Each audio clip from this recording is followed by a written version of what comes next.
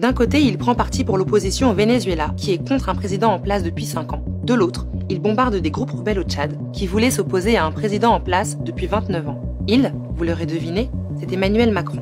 Mais en réalité, ce n'est pas nouveau. Le président français ne fait que perpétuer une politique d'ingérence dans les affaires africaines qui dure depuis des années. Nous, les Tchadiens, on ne se gère pas dans les affaires internes de la France. Pourquoi la France se donne le droit de se gérer dans nos affaires internes? Nous, on ne va pas se mêler des affaires des Chili jaunes avec Macron.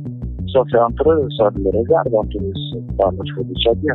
Si Mahamat Ahmad Alabo, secrétaire général du PLD, s'insurge, c'est parce que l'armée française a participé à des frappes aériennes sur les forces armées de l'opposition début février 2019, sur demande du président tchadien Idriss Déby, en poste depuis 1990. Et le problème, c'est que pour prêter main forte au président, l'État français a utilisé les forces de l'opération Barkhane, une opération censée lutter contre le terrorisme dans la région du Sahel. Alors, première question, est-ce que cette intervention est légale? Il faut bien comprendre que l'armée française, la France, peut, en réponse à la demande d'un État souverain, c'est ce que dit le gouvernement, intervenir en appui sur des questions intérieures.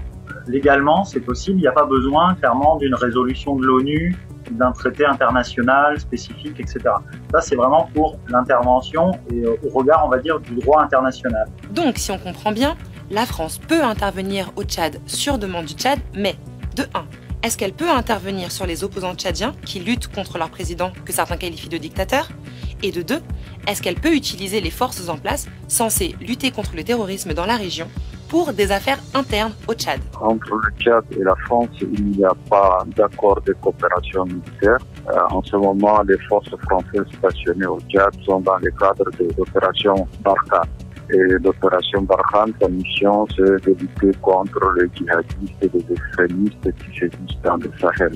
Et ils n'ont pas vocation à intervenir dans les conflits internes. On a en fait une intervention qui, au niveau légal, par rapport au droit international, est légale, mais menée par des forces françaises qui sont basées au Tchad dans un cadre franco-tchadien qui est flou, c'est sans doute un traité mais qui n'est pas connu à l'heure actuellement, un accord de 2014 qui n'est pas public, et puis par des forces françaises qui sont positionnées au Tchad en violation de la Constitution française depuis fin 2014. Pour résumer, les forces françaises présentes au Tchad dans le cadre de l'opération Barkhane, qui compte 4000 hommes et qui s'étend sur la Mauritanie, le Mali, le Burkina Faso, le Niger et le Tchad, ne sont censés intervenir que sur des questions liées au terrorisme, et donc pas pour éliminer des opposants au président en place, qu'ils soient armés ou pas. D'autant que ce n'est pas la première fois que l'armée française prête main forte à Idriss Déby. En 2008, elle est également intervenue pour mettre fin à une tentative de putsch de l'Union des forces de la résistance,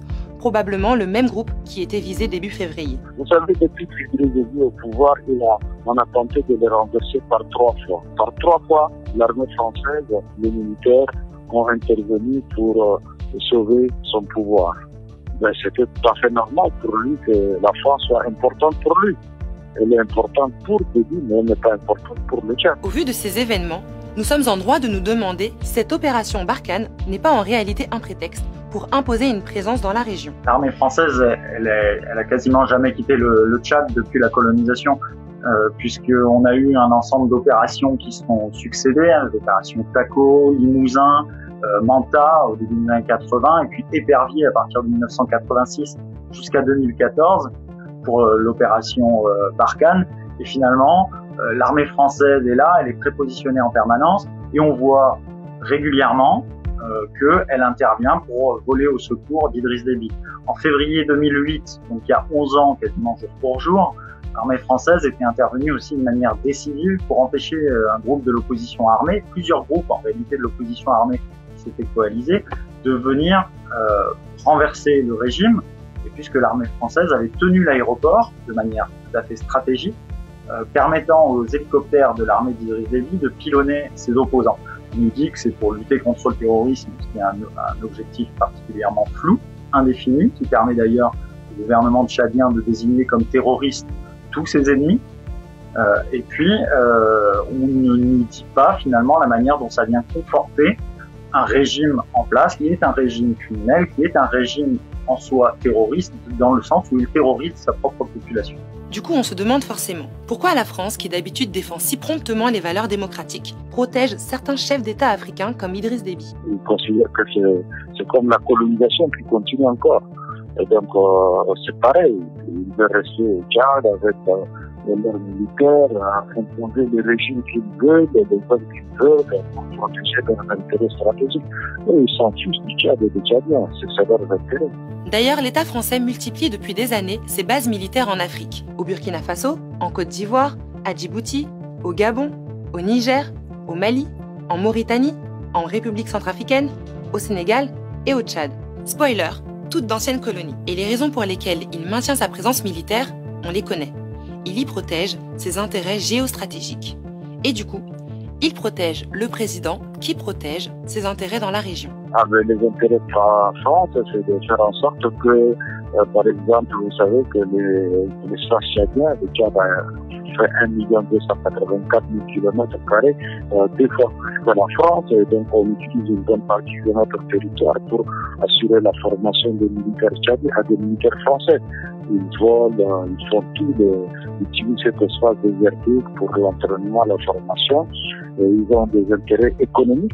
Pas vis-à-vis du pétrole qu'il y a dans le sud tchadien, ça n'est pas non plus pour d'autres ressources qu'il y aurait spécifiquement au Tchad, mais on est plus sur une vision d'influence et de rayonnement sur l'ensemble de la sous-région qui permet à la France finalement de se maintenir et d'être une grande puissance avec ce mythe de la grande puissance qui nous vient tout droit de notre histoire coloniale et qui permet à la France donc de se maintenir dans cette région-là de l'Afrique. L'empire colonial français n'est officiellement plus. Pourtant, l'État français continue d'intervenir avec des bombes en Afrique, au mépris des populations locales qui dénoncent sa présence et son ingérence. Ce même État français qui s'insurge et crie à l'ingérence lorsque des dirigeants italiens interviennent avec des mots en critiquant sa politique africaine. La France, pays universaliste, serait-elle contre la réciprocité ?